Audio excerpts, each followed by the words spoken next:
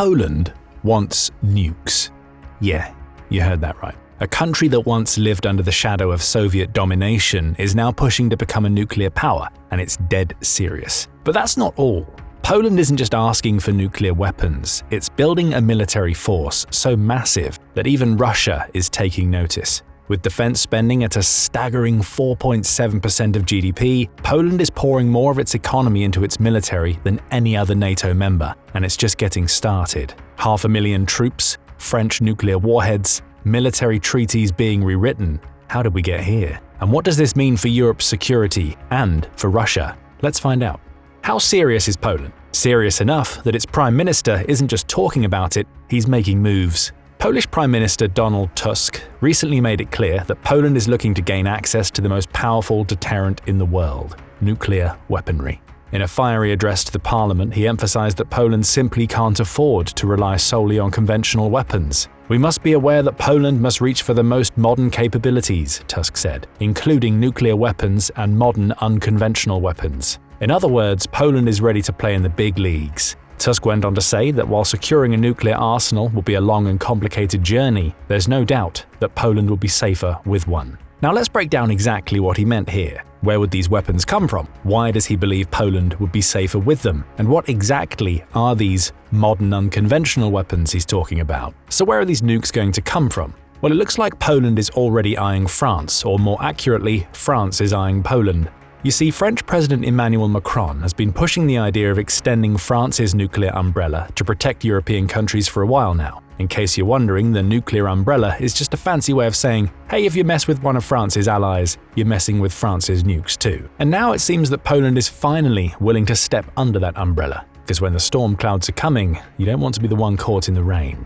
Tusk confirmed that Poland is in talks with France about this exact issue, calling the idea worth considering. Macron hasn't formally offered to place French nukes on Polish soil, at least not yet. Poland's growing openness to the idea is a big shift. The country is now actively looking for a seat at the nuclear table. But what does that seat actually come with? In other words, what kind of nuclear arsenal is France bringing to the table? Well, with 290 warheads locked and loaded, France holds the third largest stockpile in NATO, trailing only behind the US. And these warheads aren't just sitting in a bunker somewhere. Many of them are strapped onto a formidable mix of air-launched cruise missiles and submarine-launched ballistic missiles. The backbone of France's nuclear arsenal is its fleet of 4 Triumphant-class submarines, each capable of carrying 16 M51 ballistic missiles. At any given time, one is undergoing maintenance, but the other 3 are fully operational. And France takes its nuclear deterrence seriously. There's always at least one of these subs quietly lurking beneath the waves, ready to strike. However, after Russia invaded Ukraine, France reportedly deployed more than one at a time for the first time since the Cold War. Coincidence? Hardly. Then there's the air component. France's nuclear-capable Rafale fighter jets are equipped with ASMP-A cruise missiles to be replaced by the even stealthier ASN-4G missiles by 2035. And France isn't just resting on its nuclear laurels, it's actively pumping money into modernization, upgrading its submarines, refining its warheads, and developing the next generation of nukes. By 2040, France's arsenal will be leaner, meaner, and even harder to stop, and Poland might just be part of that nuclear equation. The country's president, Andrzej Duda, certainly agrees with the idea. In an interview with the French broadcaster LCI, Duda said that he welcomed President Macron's idea with satisfaction, calling any form of allied cooperation that increases Poland's security valuable.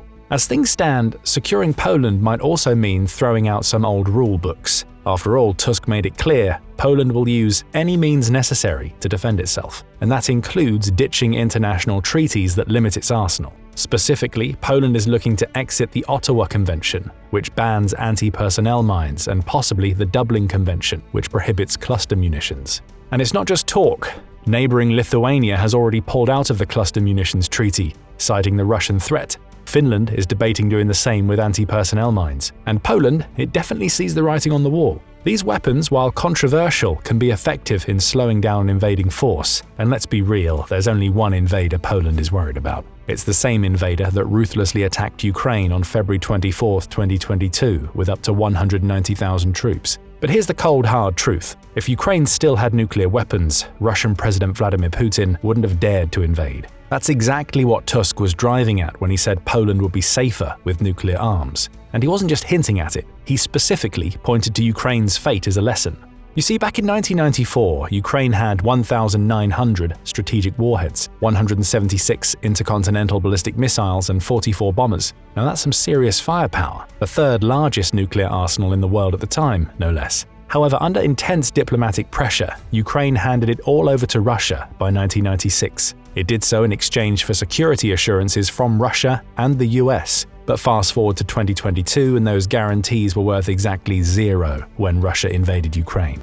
The lesson here is clear. Without nuclear weapons, Ukraine has become vulnerable, and Poland seemingly wants to be sure that it doesn't make the same mistake. Another mistake Poland will never make again? Trusting its neighbors. That's why in addition to nuclear weapons, the country is also looking to build a 500,000-strong army force to guard the country against any potential threat. Let's break this down because these numbers are pretty eye-opening. Right now, Poland's military stands at about 200,000 active duty personnel. This makes it the third largest military in NATO after the US and Turkey, and it also ranks as the largest military force among the European Union members. Pretty impressive, right? Well, here's the thing. Ukraine has an army of about 980,000.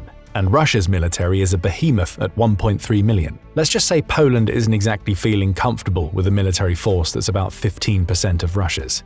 So Poland is making moves to increase its numbers, aiming for that 500,000 target, and frankly, it's a necessary step. Russia's military might not be as sharp as it once was, but the country still has the numbers. But is Poland's target feasible? Absolutely. According to the Global Firepower Index, Poland's total available military manpower is about 19 million. That's the number of people who are physically able and eligible for military service. However, the issue isn't just the raw number of people, it's how many of those people are actually ready to fight now and how quickly they can be mobilized. That's where reserves come in. Poland's reserve manpower stands at 350,000, which is a decent start. But in a worst-case scenario, you need a large and flexible reserve force that can quickly shift from civilian life to the battlefield. That's why Poland's government is going all in on a radical overhaul of its military strategy. Tusk has outlined plans to ensure that every male adult in the country is trained for war. By the end of this year, Poland aims to have a model in place for large-scale military training, ensuring its forces are ready and capable of handling any threat, particularly from Russia. The training program is set to be efficient and manageable, designed so it doesn't disrupt civilian life, but still provides the necessary skills for quick mobilization. We will prepare it in such a way that it will not be a burden on the people, were Tusk's exact words. He also added that women could volunteer too, though he acknowledged that war remains, in large part, a man's responsibility. According to Tusk, every healthy man will have the training to defend the homeland. However, this doesn't mean that Poland will bring back conscription. The compulsory enlistment into the Polish army was officially suspended in 2009, when the country moved toward a professional, volunteer-based military. This change was about modernizing the military to meet the demands of contemporary warfare. Prior to that, Poland's 48,000 conscripts were seen as limited in their operational value, and Poland had no use for such soldiers. Instead, the country wanted fully trained professionals who were not only ready to fight, but understood their weapons and their roles in modern conflict. This decision was made against the backdrop of Poland's increasing military commitments abroad, including active roles in Afghanistan, Iraq, and the Balkans. Conscription simply wasn't compatible with these foreign operations. So this shift from conscription to a volunteer force wasn't just about avoiding the inconvenience of mandatory service. It was a strategic, forward-thinking move to build a military capable of meeting Poland's modern security needs. And it seems like Tusk's latest plans are an extension of that vision. No conscripts, just 500,000 well-trained, highly motivated soldiers ready to defend their country at a moment's notice. But why 500,000? Although Tusk didn't get into the specifics of the number, it's clear that this isn't some arbitrary figure. In fact, it might have something to do with the recent assessment coming from Bruegel, a leading European think tank. You see, Bruegel has recently assessed that Europe would need a military capacity equivalent to 300,000 US troops to effectively deter Russia. Now, if you do the maths, Poland's decision to grow its army by 300,000 starts to make a lot more sense. This number could very well be a response to this assessment. After all, Poland's already leading the charge in defense spending in Europe. So what did the country do now? Oh, it just decided to build an army that could carry the entire continent on its back. No big deal. However, there's an important caveat to this number. Poland has made it clear that it won't be sending troops into Ukraine to help any peace agreement, as France and the UK are considering. No, Poland's role is different. It's safeguarding the eastern border of both NATO and the European Union, which means being prepared to repel any Russian incursion long before NATO's Article 5 might be triggered. That brings us to the reasons behind Poland's military expansion. Sure, Russia is the obvious villain in this entire drama, we've mentioned it enough times already, but as Tusk put it, there's more to it than just Putin's menace. According to him, Poland has many reasons to be very focused on security, on matters of war and peace. So let's break down those reasons. Although Russia is the most obvious one, we still have to mention it. Putin's recent statement that Russia has no aggressive intentions toward NATO countries is, well, something you might want to take with a grain of salt. After all, the man who promised no invasion of Ukraine just a few years ago seems to have developed a very fluid relationship with the truth. But why do we challenge Putin's promises in this specific scenario? Well, because Poland has been mentioned as Putin's next potential target more times than we can count. Here's why. First off, Russia sees NATO as a direct threat, and Poland, being a prominent member of the alliance, stands as a strong bulwark against Russian expansion. If Russia wants to weaken NATO, taking out its biggest spender could certainly send a message. And let's not forget the Suwalki Gap, the 40-mile land corridor connecting Poland to Lithuania, a major vulnerability for NATO. Control over the Suwalki Gap would allow Russia to isolate the Baltic states from the rest of Europe and make it much harder for NATO to reinforce its defenses there. And the Baltic states are the only ones experts have quoted as Putin's potential targets more often than Poland. Russia might also target Poland to reassert its dominance in Eastern Europe. Under Putin, Russia has been pushing back against what it sees as Western encroachment on its sphere of influence. Ukraine is a perfect example, and Poland could be next on the list if Russia feels its regional power is under threat. Plus, Poland has been vocally supporting Ukraine, and we all know Putin doesn't take kindly to that.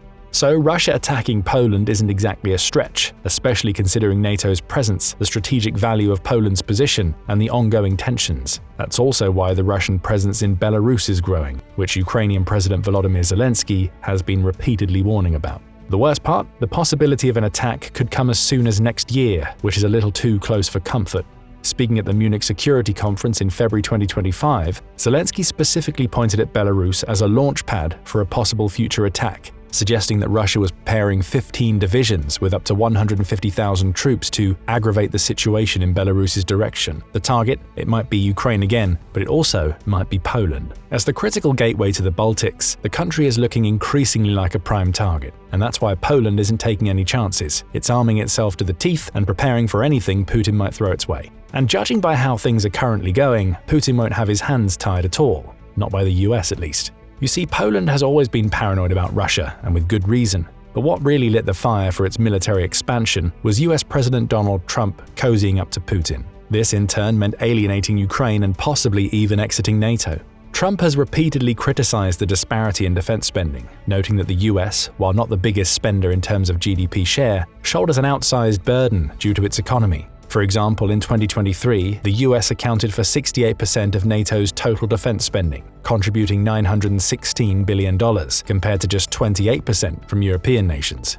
This imbalance has been a focal point of his critique, with Trump questioning the fairness of the arrangement, especially given NATO's collective defense obligation. Trump's criticism, however, goes beyond just the 2% GDP target that NATO members are expected to meet in defense spending.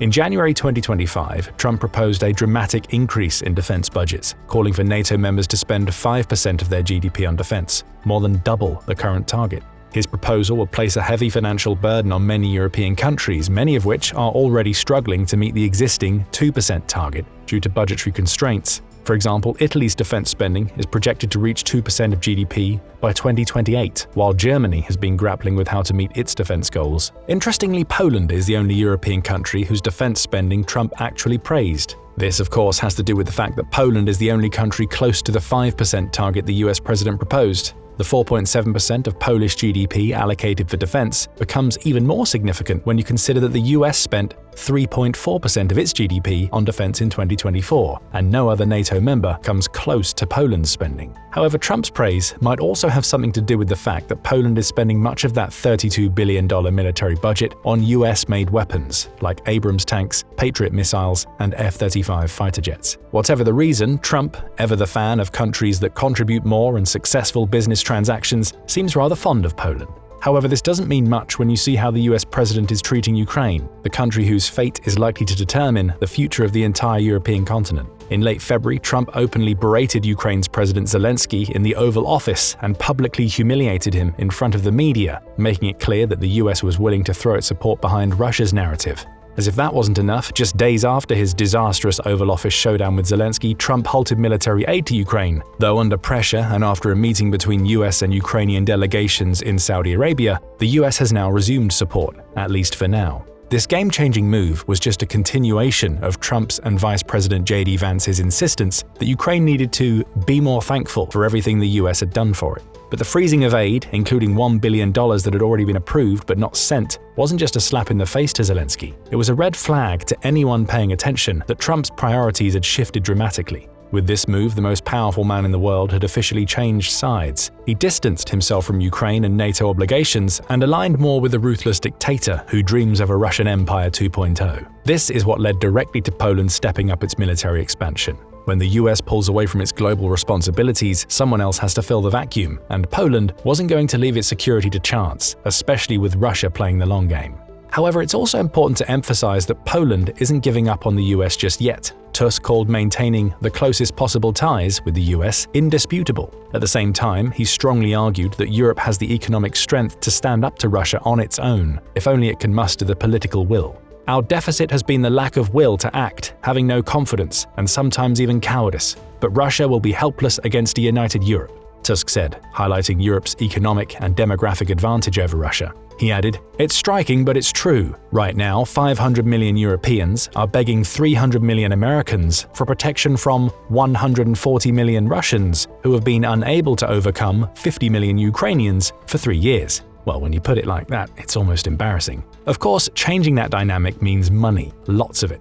According to Bruegel, Europe's annual defense spending must rise by at least $272 billion to effectively deter Russia, and that's just the short-term estimate. That's a massive financial shift, and different European countries are reacting in different ways. Some, like the Baltic states, have long pushed for higher defense spending. Estonia, for instance, is set to spend over 4% of its GDP on defense in 2026, reinforcing its position as one of NATO's most committed members. Latvia and Lithuania are also ramping up their budgets, recognizing that their proximity to Russia leaves them especially vulnerable.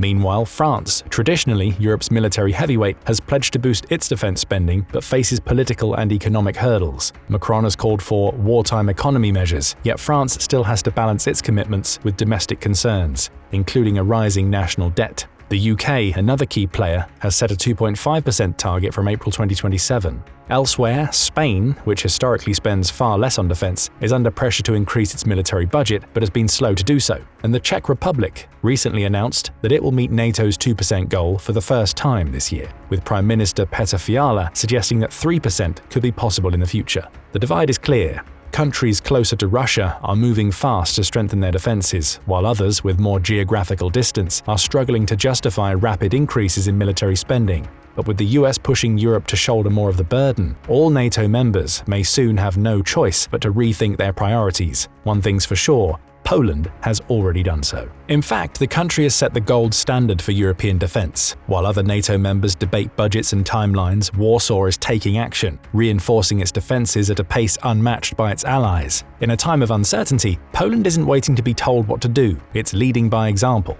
And if Poland's example becomes the norm rather than the exception, Moscow might soon find itself rethinking its own ambitions. And even if it doesn't, Poland's readiness alone should give Russia something to think about. But what do you think? Do you believe that Putin's embarrassment in Ukraine will prevent him from attacking a much stronger country? Or do you think his blind ambitions, bolstered by Trump's wavering commitment to NATO, might push him to gamble on Western hesitation? Share your thoughts in the comments section below. Now go and check out Poland Just Flipped the Script on Europe, or click this other video instead.